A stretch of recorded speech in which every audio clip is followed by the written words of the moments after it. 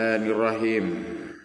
Halaman 158 Rasulullah sallallahu alaihi wasallam bersabda di hadis ke-184, adkhirun nikah wa akhful khitbah. Hadis ini diriwayatkan oleh Imam Ad-Dailami dari Ummi Salamah. Mari kita kaji hadis ini dengan melihat syarahnya. Diterangkan di dalam syarahnya, adkhirun nikah ay a'linu, hendaklah mengumumkan siapa kalian kepada pernikahan, nadban karena sunnah.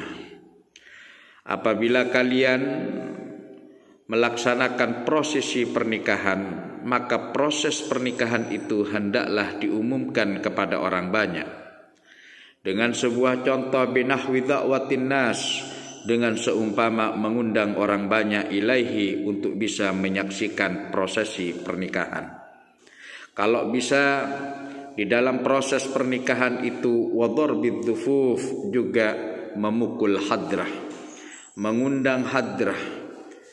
Begitu juga kedua-duanya adalah bagian daripada pengumuman bahwa di situ ada proses pernikahan, yaitu da'watin nas dan dorfid dhufuf. Apa tujuan daripada pengumuman tersebut?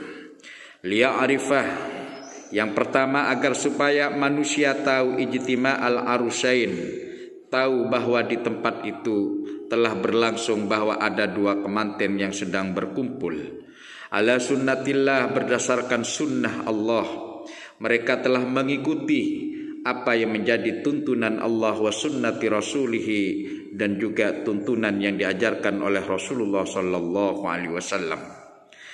Tujuan yang kedua pengumuman pernikahan, yaitu litantafiyat tuhmah, agar supaya dapat meniadakan kecurigaan yang tidak baik. Jadi kalau ada seseorang mau melaksanakan pernikahan, hendaklah pernikahan itu diumumkan, baik itu pernikahan sah secara agama saja maupun sah secara pemerintah.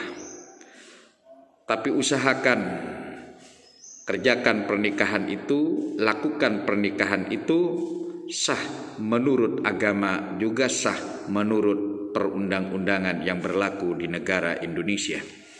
Artinya kalau mau melakukan pernikahan, menikahlah dengan mendaftarkan keduanya, baik suami maupun istri, ke kantor urusan agama yang terdekat. Itu yang pertama, kata Rasulullah, adkhirun nikah. Kalau urusan perkawinan hendaklah diumumkan kepada orang banyak. Kemudian wa ahful khitbah, hendaklah menyembunyikan siapa kalian al-khitbah kepada lamaran. Bikasril kha al-mu'jamah, dengan mengkasrahkan huruf kha-nya al-mu'jamah yang bertitik satu di atas. Apa yang dimaksud hitbah? Hitbah itu wahia al-khitab li ghardit tazawuj, yaitu sebuah lamaran untuk tujuan menikah. Kalau ada seseorang ingin menikah dengan seseorang, tentunya kalau ada seorang laki-laki ingin menikahi seorang perempuan, maka hendaklah dipinang lebih dulu. Tapi pada saat meminang, hendaklah, kata Rasulullah, wa ahful hitbah, hendaklah menyembunyikan, artinya tidak usah rami-rami di dalam melaksanakan pertunangan. Apa tujuannya? Tentu Rasulullah sallallahu alaihi wasallam mengajarkan demikian, memiliki tujuan ay asirruha, artinya hendaklah merahasiakan siapa kalian kepada lamaran, nadban karena sunnah. Jadi kalau urusan lamaran, sunnahnya adalah tidak usah rami-rami.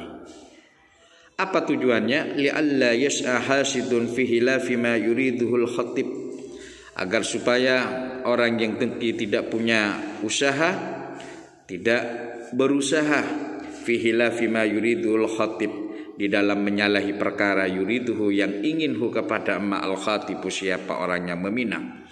Artinya untuk menghindari kedengkian orang-orang yang tidak senang kepada orang yang sedang melaksanakan lamaran.